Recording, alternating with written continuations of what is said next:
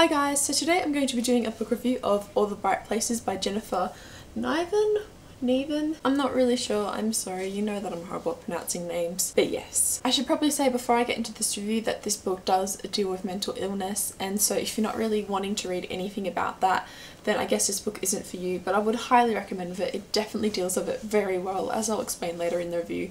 But don't let that cloud your judgment of this book. So this book is about a girl named Violet and a boy named Finch, and they meet one day on the school's bell tire ledge where they're both kind of thinking of jumping off. And so the two kind of become friends, and when they're together they kind of feel like they can be themselves. Both of them are in a very rough place in their lives. Violet lost her sister 9 months ago and is still struggling with that loss. And then Finch is also finding his life very difficult. He finds his moods unpredictable.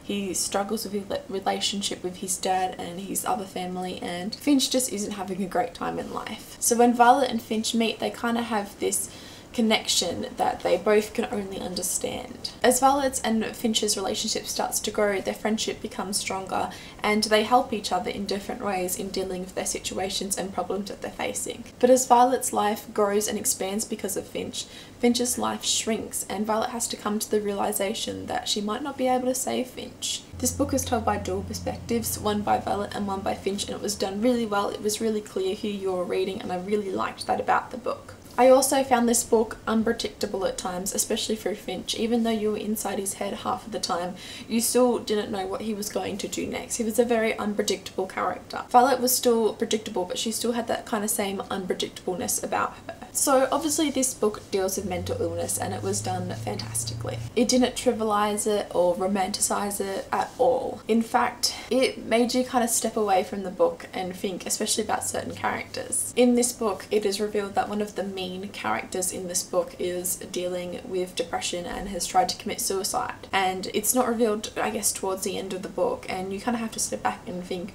what is going on in this person's life, you know, what's making them act like that? And you have to realize that mental illness can affect anyone, and this book shows that brilliantly. It also shows that mental illness is something that you shouldn't be ashamed of, and if someone does happen to commit suicide, it is not your fault. Obviously this book is heavy, but it's powerful. It made me think, and it made me fall in love with both of the characters, and it dealt with their mental illnesses fantastically, and grief and depression and bipolar and suicide. I just think it dealt with all the issues perfectly. I think this book brought up an important topic, which I guess is I've never really thought about, but the more I come to think about it, I guess it's true. And one of the quotes was, when someone commits suicide, there's not very many flowers at their funeral. And that line really stuck with me. And as someone who has dealt with mental illness myself personally, and I'm sure a lot of people have, if not everyone, I felt like this book really struck with me. I also really liked Finch and Violet's relationship.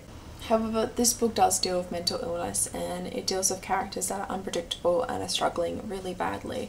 So obviously it's not a uplifting ride the whole way. And it kind of hit me halfway that this book wasn't going to end in the way that I wanted it to. But this book was fantastic, and even though I sobbed last night profusely after I finished this book, and I'm nearly crying now thinking about it, it was just fantastic. I know this book is getting a lot of hype at the moment, but I highly suggest you pick it up. I was kind of skeptical of picking it up because of all the hype, but I decided just to go into it like with no expectations and decide what I thought of it, and I'm so happy I did that.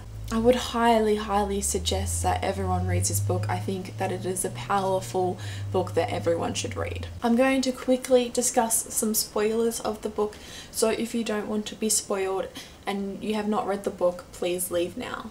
Leave. Okay, so I'm getting into the spoilers. I knew halfway through this book that Finch, in his down moments, he wasn't going to get better, and I knew that he was going to commit suicide. And though I didn't want the book to end like that, I could see that if this book was going to be truthful to the topic, that Finch was just, he was too gone. And last night I stayed up waiting and finishing this book, and I'm nearly crying now talking about it.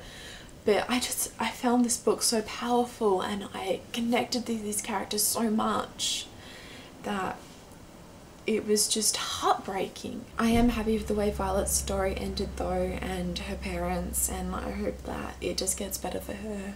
I just really want to discuss this book and Finch and Violet.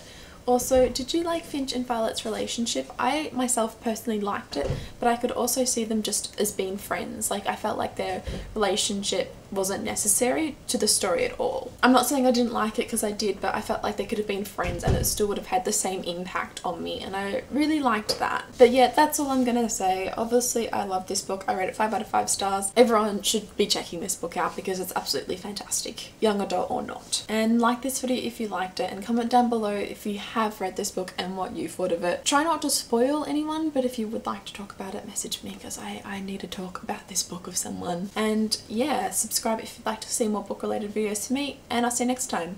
Okay, bye!